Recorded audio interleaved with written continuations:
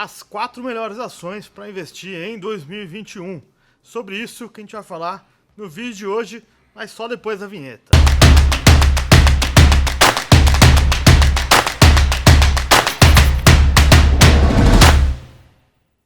Fala aí pessoal, sejam todos muito bem-vindos, eu sou o Jonathan Camargo e a ideia do vídeo de hoje é tentar trazer para você aqui algumas coisas que eu, Jonathan, estou vendo como possíveis investimentos para esse próximo ano. Né? A grande ideia, né, de colocar isso aqui em vídeo para vocês é tentar te ajudar, né, a escolher. E eu quero deixar muito claro, essas escolhas são escolhas que eu, Jonathan, estou vendo como oportunidades, mas pode ser que você talvez não veja boas oportunidades como eu estou vendo nessas ações. Eu vou falar não só os setores, mas dentro do setor aquelas que eu acredito que façam mais sentido, tá bom? Bom, então vamos lá. A gente tem que só primeiro contextualizar para entender o seguinte: 2021 é um ano de mudanças, né? Nós temos mudança na política nos Estados Unidos, nós temos um ano de ainda talvez coronavírus e talvez logo em seguida uma possível vacina, né? Que pode melhorar as coisas no ambiente econômico, mas nós estamos saindo de uma grande crise que foi o ano de 2020. Então tudo isso ajuda a pensar, né, a modelar o que a gente vai criar dentro de uma carteira de ações. Pelo menos é assim que eu olho sempre quando eu vou investir. Eu tento sempre entender primeiro, né, qual que é o ambiente macroeconômico e depois com isso, obviamente, entender quais são as ações ali que pontualmente vão fazer bastante sentido. Então, primeiro de tudo, a gente deve ter uma expansão bem grande na questão de infraestrutura, de forma geral. Tá? Normalmente, quando a gente tem retomadas da economia, quando os governos estão tentando fazer o PIB voltar, existe bastante gasto com infraestrutura. É um dos jeitos mais fáceis de conseguir voltar, né, a economia, a crise econômica, digamos assim, passar e começar então a ter uma retomada. Então é bastante importante olhar que dentro do setor de infraestrutura tem algumas coisas que valem bastante a pena, né? Quando a gente fala de infraestrutura, a gente fala bastante de construção e etc e tal. Então quando a gente olha para isso, uma das primeiras coisas que aqui no Brasil a gente pode investir e que tende, né, a melhorar com uma retomada da economia são as empresas exportadoras, né? E se você olhar ao longo de 2020, empresas, por exemplo, de metalurgia, siderurgia subiram bastante. Então, assim, esse é um dos pontos que leva aí, né, empresas exportadoras a serem alguma das ideias de investimento que eu tenho para o próximo ano. Só que quando a gente olha, por exemplo, metalurgia e siderurgia, boa parte disso já está precificado, né? Então, além disso, né, a gente tem que pensar também que, apesar de gasto pra caramba que os Estados Unidos vai ter, a gente pode ter também um dólar um pouco mais fraco. Então isso pesa um pouco. Qual que é a grande situação disso tudo? Quando eu olho para essa situação, né, de retomada da economia e de um dólar ainda alto, né, não tão alto talvez quanto esteve, mas ainda alto, eu gosto de olhar para algumas empresas, por exemplo, no setor de proteínas, né, e aí basicamente eu gosto, por exemplo, dentro desse setor de Marfrig, é uma das empresas que eu gosto, que faz parte do meu portfólio, e quando eu olho, por exemplo, para o setor, ainda em commodities, né, mas eu olho para o setor, por exemplo, de papel e celulose, existem duas empresas ali que me chamam bastante atenção. Uma delas é Rani, tá? Para quem não sabe, é papel irani, tá? Celulose. É uma empresa do setor aí bem parecido com a Klabin, tá? A Klabin é uma outra empresa também que faz bastante sentido, mas acho que Rani 3 está um pouco mais descontada. E aí, legal. Falei aqui para vocês de duas coisas assim que eu estou olhando, principalmente no setor de commodities, de empresas exportadoras, para ser mais exato. Bom, além disso, quando eu olho para investimentos para o próximo ano, eu gosto sempre de olhar também. Eu sempre divido a minha carteira assim, em empresas dolarizadas e empresas não dolarizadas, tá? Essa é a primeira coisa.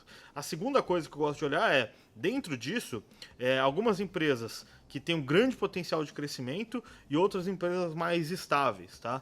Então, dentro da carteira, quando eu olho para esse pedaço de empresas mais estáveis, tem muita empresa do setor de energia elétrica que estão baratas, né? E aí são empresas que normalmente, mesmo que a gente tenha um segundo lockdown, que as coisas aumentem na questão de arrefecimento da economia, essas empresas ninguém deixa de usar, né? Tanto a parte de saneamento quanto a parte de energia elétrica, né? Então, na parte de saneamento, por exemplo, uma das empresas que eu gosto e eu tenho em carteira é Sanepar, né? Companhia de Saneamento do Paraná.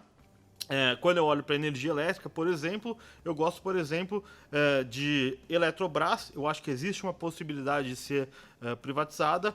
E eu gosto de Copel, né? Então são aí duas empresas que eu olho bastante. E também na parte de energia elétrica, que talvez seja aí a grande favorita para mim, Energias do Brasil, tá? Então, pô, dentro da minha carteira eu tenho lá 25% de empresas exportadoras. Eu sempre gosto de ter alguma coisa indexada a dólar nesse sentido. 25% de empresas que são mais estáveis, mais resilientes, que não vai mudar tanta coisa para o cenário delas. E já do outro lado, aí eu vou buscar empresas que são um pouco mais agressivas. 25% normalmente está em small caps e 25% em empresas de alto crescimento. Quando eu falo de alto crescimento, é crescimento de lucro de modo geral, mas porque são empresas que realmente crescem muito. E normalmente são empresas que têm alguma conexão com tecnologia, tá? E eu já vou explicar e já vou chegar lá para falar disso. Então, pô, quando eu olho, por exemplo, em small caps, tem uma diversidade enorme, né? Mas também, nesses momentos, como a gente está voltando aí de uma crise, vamos dizer assim, tem muita coisa que, para mim, entra como uma grande oportunidade, né? Que às vezes vale a pena você mexer no portfólio, né? Ou dar espaço para esse tipo de oportunidade quando a gente tem nesse momento que a gente passou agora em 2020 de uma crise. Então, pô, olhando, por exemplo, para o setor de bancos, é um setor que muita gente está achando que vai muito mal, porque os juros vão ficar baixos, etc. Mas a gente tem que lembrar que, para um momento de retomada da economia, a gente depende bastante de crédito. E quem dá crédito são os bancos. Então, portanto, quando a gente fala em fazer investimentos, né, no momento de 2021, com retomada da economia, os bancos, obviamente, vão estar dentro disso. Ah, os bancos estão diminuindo o lucro, vai ter provisão porque eles vão ter perdas, etc. Tudo isso eu acho que já está no preço, dado o nível atual de preço que a gente tem quando a gente olha para as ações do setor bancário. E aí, dentro do setor bancário, para mim, as minhas duas grandes apostas são Banco do Brasil e Banrisul, tá? Outra coisa que eu gosto também do setor de bancos, e aí eu acho que tem dois viés diferentes, Banco ABC, é um banco menor, mais focado em crédito para empresas, e o Banco do Bradesco, mas eu acho que ali o Bradesco está patinando um pouquinho mais, tá? Para poder se manter no seguinte sentido, apesar de estar bem barato, tá? No momento que eu estou fazendo esse vídeo aqui, está bem barato, então não acho que seja um problema. Acho que é muito mais o setor de bancos um momento oportunístico para citar nessas ações, tá? E aí, quando eu olho para small caps, normalmente eu gosto de selecionar, e aí eu tenho algumas coisas na minha carteira bem díspares, assim, tá? Quando eu olho para small cap, é small cap independente de setor, tá? Então entram dentro dos setores, por exemplo, você tem Energia do Brasil, não, desculpa, Banrisul é uma empresa que está dentro de small caps. Se eu pegar, por exemplo, Rani, que eu acabei de falar, é uma empresa que faz parte do que eu chamo de small caps. Eu tenho, por exemplo, que mais? IMC, né, que são empresas que é dona do Viena, Pizza Hut, KFC, etc. E mais algumas empresas lá fora, que é uma empresa também que eu considero small caps e eu tenho na carteira.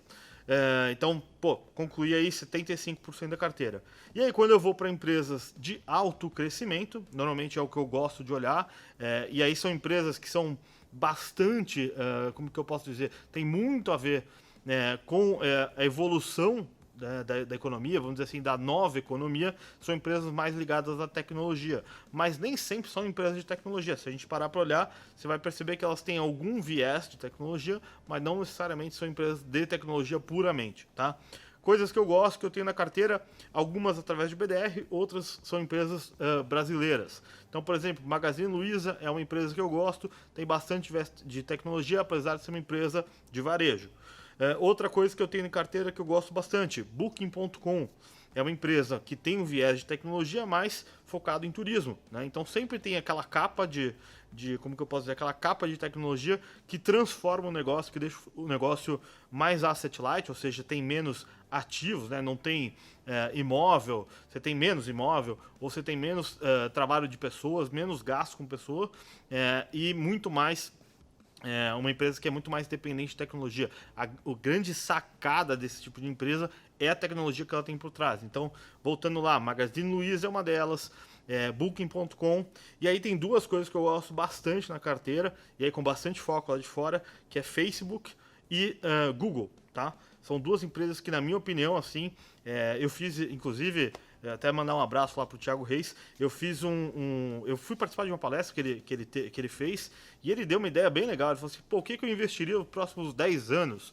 E a ideia foi muito interessante porque ele falou, olha, se você parar para olhar, existem 4 grandes empresas, né, que basicamente dominam, né, o mundo da internet. Quais são elas? Facebook, Google, Apple e Amazon, né?